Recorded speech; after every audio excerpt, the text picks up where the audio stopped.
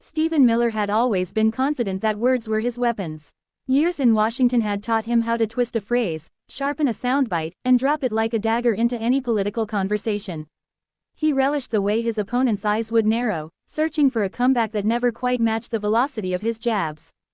But this time, the opponent wasn't the usual soft target. This time, he was facing Jasmine Crockett. And if Stephen Miller thought he could outmaneuver her, he was about to learn a lesson he'd never forget. The confrontation started with a simple invitation. A televised panel was being organized, bringing together several political commentators and lawmakers to discuss a slate of heated issues: voting rights, immigration, and the role of government in protecting civil liberties. The producers wanted sparks, and they knew pairing Stephen Miller with Jasmine Crockett would deliver exactly that. Miller, sensing an opportunity to reclaim relevance in a media environment that often dismissed him as yesterday's strategist, jumped at the chance. Crockett, never one to shy away from a challenge, agreed without hesitation. The studio lights hummed overhead as the cameras rolled. The moderator, a seasoned journalist, introduced the panel and barely finished his opening remarks before Miller leaned forward, his hands clasped, his voice carrying that familiar sharpness. "You see," he began, "the problem with our political discourse is that people like Representative Crockett want to play identity politics rather than deal with the facts. They stir up emotions, they divide communities, and then they pretend to stand on some moral high ground. But when it comes down to real solutions, there's nothing there." It was a classic Miller move: frame the debate on his terms, put his opponent on the defensive.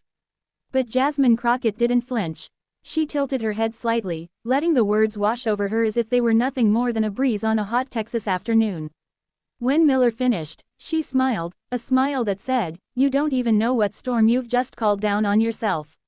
"Stephen," she said, her voice calm but laced with steel, "the problem isn't identity politics. The problem is people who pretend race, gender, and class don't shape people's lived realities. You can't erase the impact of centuries of injustice by calling it identity politics. That's like breaking someone's leg and then blaming them for limping." The audience chuckled, the first crack in Miller's armor. He wasn't used to opponents turning his metaphors against him with such precision. But he pressed on, determined to regain control. "Cute line," he shot back. "But let's be serious. When you look at immigration policies, for instance, the goal is to protect American citizens, to maintain order, and to ensure opportunity for those who are here legally. What people like you advocate for is essentially open borders, chaos, and lawlessness. You dress it up in compassion, but what it really does is hurt working-class Americans who can't compete with unchecked migration." Miller leaned back, satisfied. It was one of his favorite talking points, and he expected Crockett to stumble into defending something she hadn't proposed. But Jasmine Crockett had done her homework, and unlike Miller, she didn't rely on tired tropes. She leaned forward now, her eyes locked on his, her voice steady and deliberate. "Stephen, let's talk about facts, since you claim to love them so much. Study after study shows that immigrants, documented and undocumented, contribute more in taxes than they take in services. They strengthen our economy, they create businesses, and they enrich our culture. And let's not pretend you care about working-class Americans, when your policies consistently benefit the wealthy and strip resources from poor communities. If you really cared about working families, you'd fight for living wages, affordable healthcare, and strong unions, not scapegoat immigrants." The audience erupted in applause, a thunderous wave that clearly rattled Miller. His jaw tightened, his eyes flickered with irritation, but Crockett wasn't done. She pressed harder, sensing his discomfort. "You talk about chaos, Stephen. Chaos is a mother working 2 jobs and still not being able to feed her kids because wages are too low. Chaos is a black man being pulled over and fearing he might not make it home alive. Chaos is women having to fight in courtrooms for the right to control their own bodies. Don't stand there and lecture me about chaos while your policies fan the flames of inequality and fear." Miller tried to cut in, but the moderator raised a hand, reminding him it was Crockett's time to finish. And finish she did, with a rhetorical blow so sharp it left the room buzzing. "You can dress up cruelty as law and order," she said, "but at the end of the day, Stephen, it's still cruelty.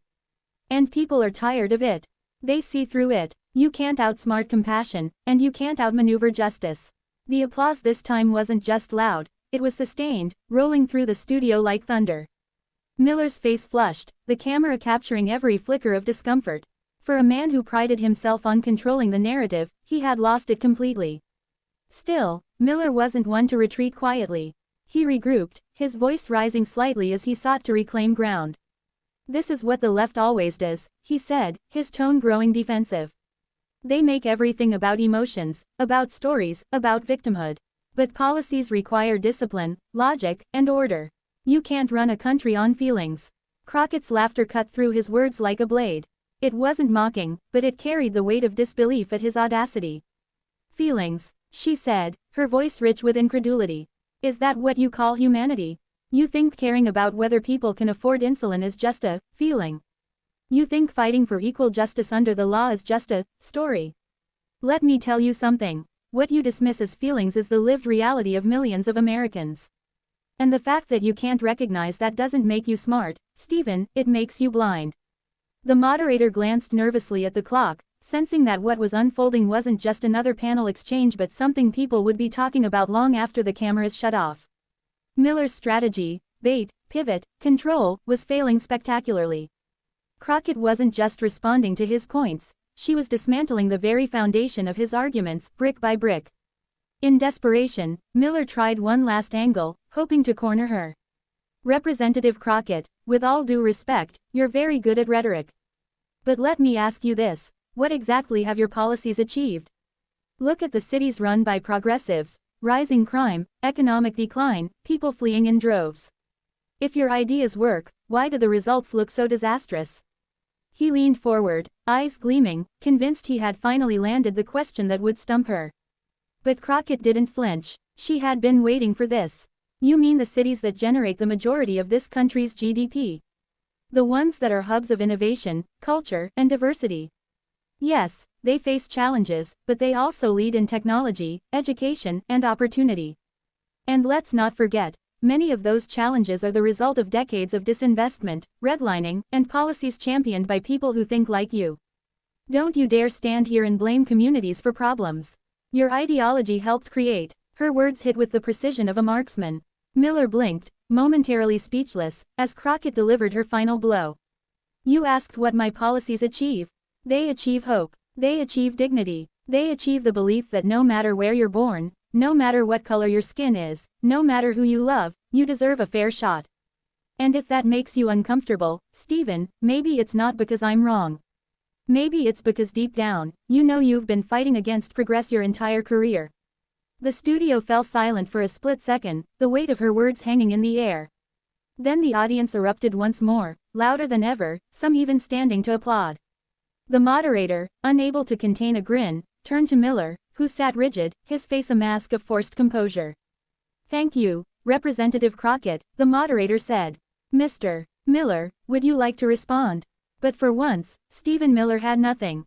The man who prided himself on never being caught off guard, on always having the last word, sat mute, his silence louder than any rebuttal he could have mustered.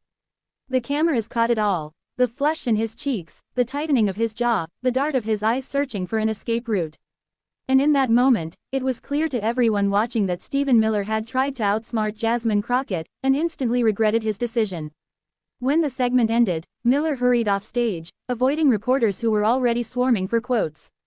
Crockett, meanwhile, lingered, greeting audience members, shaking hands, and flashing that same confident smile that had carried her through the debate. The contrast couldn't have been starker. By the next morning, clips of the exchange had gone viral. Headlines blared across platforms. Crockett schools Miller in fiery debate. Miller left speechless after Crockett's takedown. Jasmine Crockett delivers viral moment of the year. Social media lit up with memes, soundbites, and hashtags celebrating her sharp wit and unwavering presence. For Miller, the regret was palpable. What was supposed to be his triumphant return to the spotlight had turned into a public humiliation. His supporters scrambled to spin the narrative, but the footage spoke for itself. And for Jasmine Crockett, the moment solidified her reputation as one of the fiercest voices of her generation, a lawmaker who didn't just fight with policy, but with heart, conviction, and an unshakable sense of justice. Stephen Miller had underestimated her. He thought he could corner her with the same tricks he had used on countless others. But Jasmine Crockett wasn't just another opponent. She was the storm he hadn't seen coming, and once it hit, there was no shelter, no strategy, no escape. And that was the lesson Miller would carry with him long after the cameras turned off. Some battles aren't won with clever words and calculated jabs. Some battles are won with truth, with courage, and with the unshakable power of a voice that refuses to be silenced.